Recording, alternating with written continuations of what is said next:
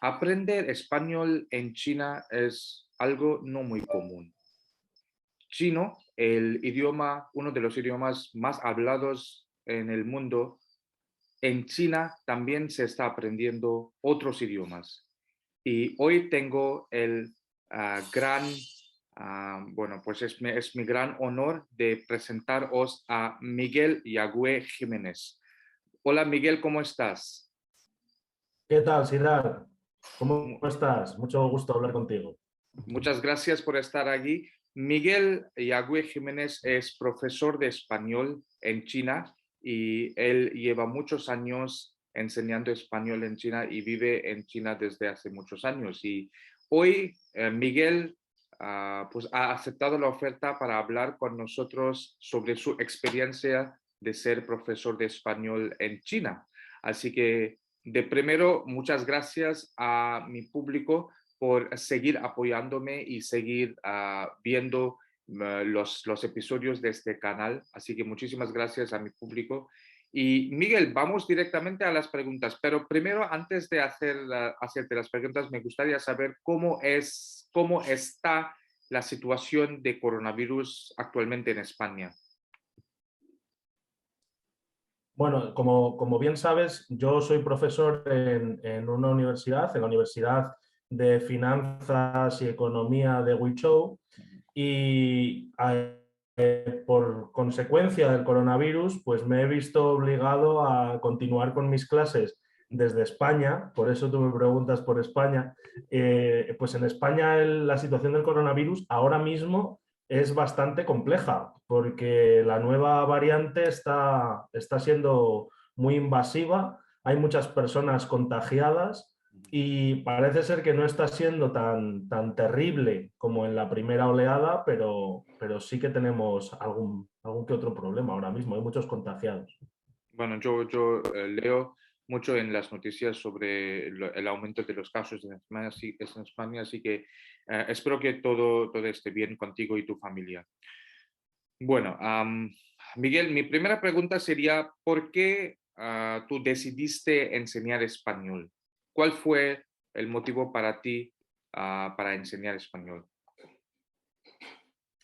Bueno, la verdad es que el camino que me llevó a enseñar español no ha sido el más habitual, porque normalmente los profesores de español, muchos de ellos proceden del ámbito de la filología o del ámbito de la literatura, y yo procedo del ámbito de la educación. Es decir, yo ya estaba enseñando a niños en educación primaria en España. Pero bueno, pues por circunstancias de la vida, a mi mujer le salió trabajo en China, yo me estaba especializando en enseñanza de español y nos surgió la posibilidad de trabajar en China y nada, iniciamos ese camino. Bueno, pues muy interesante. ¿Y qué fueron tus motivos? Bueno, ya has hablado un poco sobre tu esposa que tenía que migrar a China, pero entonces para ti fueron otros motivos de migrarte a China, aparte de esto. Bueno, por mi mujer y por el interés que suscita, por el interés que suscita China, ¿no? Siempre China es un destino muy desconocido para los occidentales. Es como muy nuevo todo para nosotros cuando llegamos allí y siempre es atractivo. Pero ya te digo que el principal motivo Ujú. fue pues el traslado familiar, ¿no? Bueno. Porque era imprescindible continuar de alguna manera. Y Ah. esta fue la oportunidad que tuvimos. La verdad es que ha sido un acierto. La Mm. elección de esta oportunidad fue un acierto. Bueno, pues como ya te mencioné en el principio de la entrevista, que en China, pues el idioma chino es uno de los más hablados en el mundo por la plena población que hay, ¿no? De los chinos en el mundo.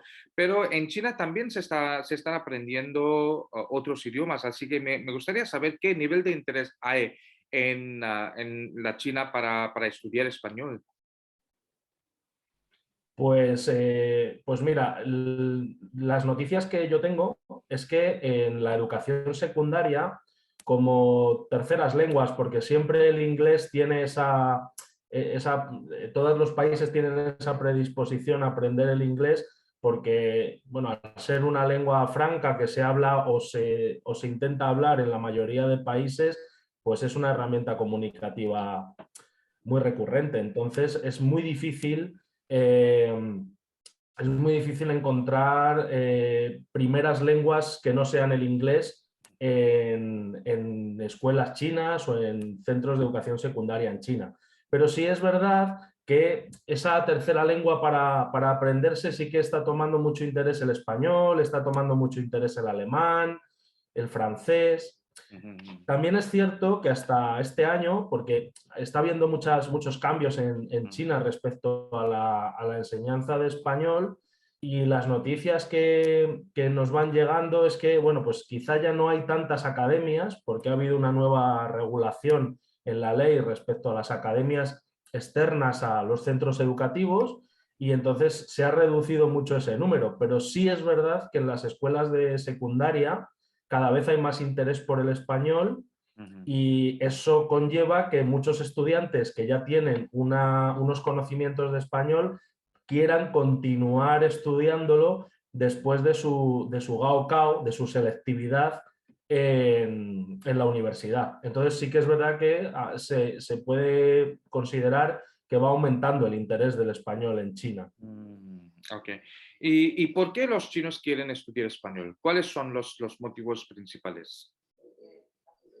Bueno, pues si preguntas a estudiantes chinos, seguramente te van a decir que porque les gusta la literatura, porque les gusta la cultura, porque les gustan las costumbres, porque quieren aprender más sobre la cultura tanto de España como de los países latinoamericanos.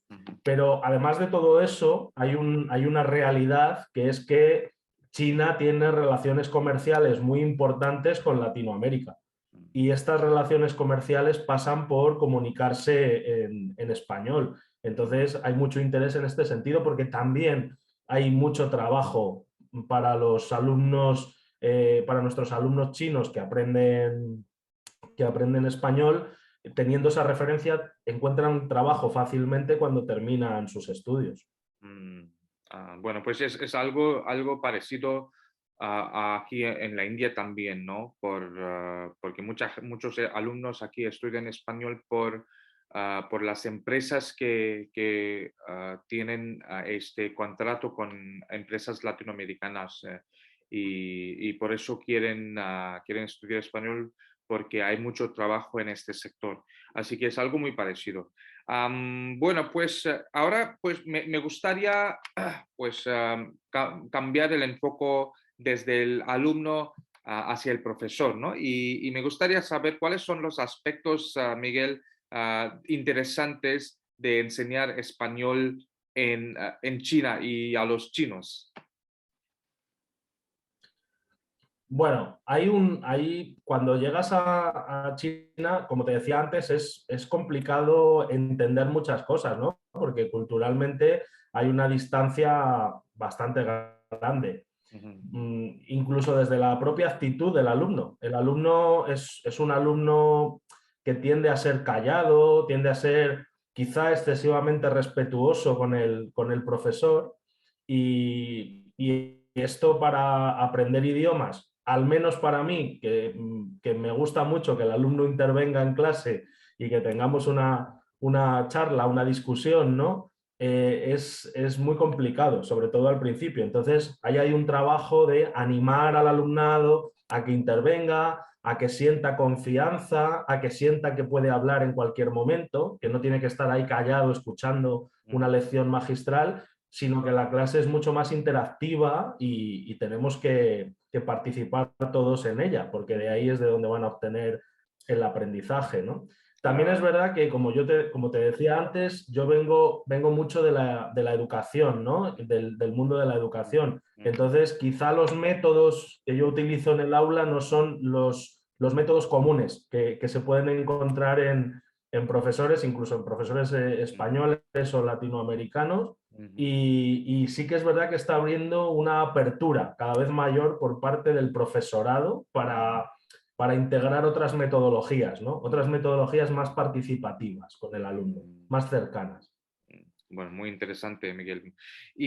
Bueno, pues ya has hablado de algunos de estos aspectos interesantes que también incluyen estos retos, ¿no? De que el alumno hable. ¿Hay otros retos como profesor que te podría, te gustaría pues compartir?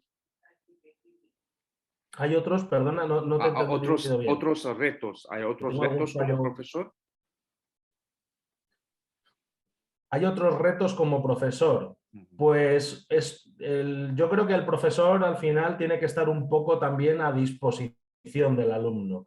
Para mí el mayor reto es que mis alumnos encuentren una necesidad en aprender español y que mis clases les sirvan para cubrir esa necesidad. Por Mm, ejemplo, yo tengo una asignatura en la universidad que es español comercial. Es una mm, asignatura en la que se habla pues de comercio, de economía, de relaciones internacionales a nivel de economía, mm, pero también me he dado cuenta de que los alumnos necesitan saber cómo presentar un currículum, mm, mm. cómo, cómo-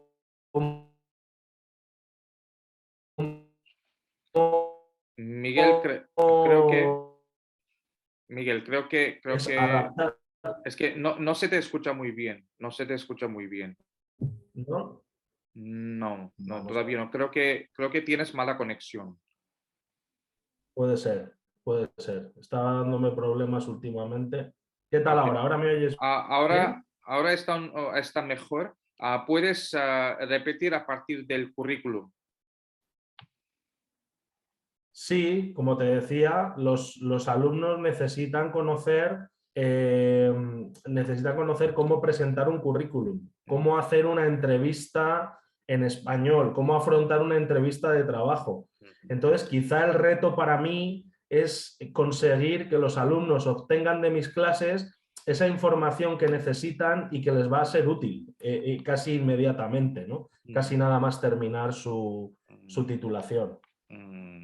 Claro, claro, muy, muy interesante y muy práctico estos retos de los que tú hablas, porque yo creo que no importa cuánto uno practica español en las clases, cuando ya viene la hora de pues, dar una entrevista en un ámbito real, ¿no? En un ámbito más auténtico, puede ser por los nervios o por falta de seguridad, es posible que el alumno no hable tan bien como se esperaba, ¿no? Pero sí, es algo que los alumnos siempre también, ellos también tienen que pues hacer los esfuerzos fuera de las clases, ¿no? Yo estoy de esta opinión. Bueno, pues y para terminar la entrevista, Miguel, me gustaría saber algo diferente de la enseñanza, ¿no? Me gustaría saber qué choques culturales experimentaste tú como un español cuando estuviste en China por la primera vez. Choques culturales en general, no solo en educación, quieres decir. Sí, sí, exacto. Bueno, bueno, la primera vez que yo visité China todavía no fui a trabajar, ¿no? Entonces fui a visitar a la familia de mi mujer, porque Ujú, mi mujer es china ujú, y claro, tuvimos que ir a conocernos, ¿no? A conocernos todos. Entonces, quizá cuando llegué a enseñar ya no había tanto impacto para mí, pero sí es cierto que la primera vez que fui a China, pues un poco todo, ¿no? Desde qué hay que hacer para saludar a una persona, mm. que cambia mucho, ¿no? No, yo le decía a mi mujer, digo, bueno, pues entonces yo llego y le doy un abrazo y dos besos a tu madre. Y me decía, no des dos besos a mi madre, por favor. No, dos besos no, abrazos no, porque también lo viven como una falta de respeto, ¿no? Entonces aquí hubo un aprendizaje, ¿no?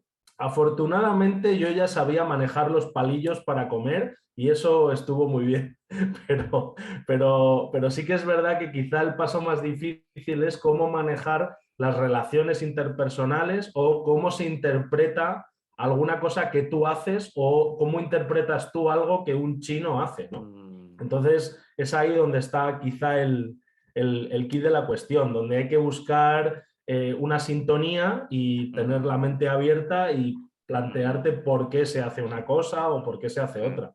Pero sí, quizá ese choque, ¿no? Ese choque y a mí no me gusta la comida picante y en Sichuan toda la comida es picante. Es muy como en la India, ¿no? Es todo picante, todo muy picante. Entonces claro, es complicado llegar a un lugar donde todo el mundo come comida picante y tú no. Entonces, pues he vivido reuniones familiares sentado en la mesa de los niños en más de una ocasión, porque es allí donde se podía comer comida no picante. Entonces es un poco ese choque, ¿no? Quizá la comida, las relaciones interpersonales, cómo saludar a una persona, si alguien te invita a hacer algo, ¿no? A brindar o a tomar algo, cómo responderle para que no se ofenda, porque estas estructuras en tu país ya las tienes asumidas, pero en otro país y de una cultura tan lejana como la cultura china, es mucho más complicado, ¿no? Claro, claro. Bueno, pues, y también algún choque cultural en el aula, por ejemplo, con los alumnos chinos como profesor. Bueno, quizá el choque cultural más importante con los alumnos chinos es el tema de tocar. Para mí, nada más llegar, tocar. A mí me gusta mucho, venga, vamos a hacer esto, vamos a tal. Entonces yo he tenido que reprimir esto porque para llegar a eso tiene que haber un proceso, ¿no? Yo creo que tiene que haber un proceso en el que ellos ya saben que todos nos respetamos y ellos saben que esto es normal. Para mí es normal, para ellos no. Entonces tienen que integrar esto, ¿no? Tienen que Claro. integrar cómo se... Miguel, creo que estás silenciado. No te escucho, Miguel. No te escucho. ¿Estás silenciado? Aunque no lo veo aquí que estás silenciado, pero no te escucho. No sé por qué. No estoy Sí, silenciado, Sidar. ahora te escucho. Vale, es que Ahora no, te escucho. estaba bien el micro. Bueno, dará Vale, algún fallo. sí, sí. Ok, ok. Sí, Entonces, sí, sí. Sigue, por favor. como te decía, pues que no sé si se ha oído o no, es un poco esto de tocar, ¿no? Porque Mm, yo soy muy tocón, los españoles somos muy tocones. ¿Qué tal? ¿Cómo estás? ¿Cómo te va la vida? ¿Qué tal todo? ¿Todo bien? Un abrazo, otro abrazo, nos damos 2 besos para saludarnos. Claro, esto en China con 15 o 20 alumnos en el aula que no te conocen de nada, sí, es inviable, sí, totalmente inviable. Entonces sí. es un proceso para ellos y es un proceso para mí también, de Claro, claro. conocernos, de descubrir estos pequeños detalles. Bueno, pues es algo muy parecido aquí a la India también, ¿no? Ahora estoy viendo que los chinos y los indios tenemos algunos pues, aspectos comunes entre nosotros. Bueno, pero muchísimas gracias, Miguel.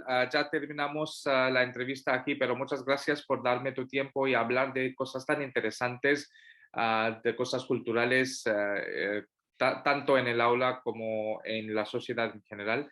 Así que muchísimas gracias. Espero que a mi público le haya gustado la entrevista y le haya parecido muy interesante.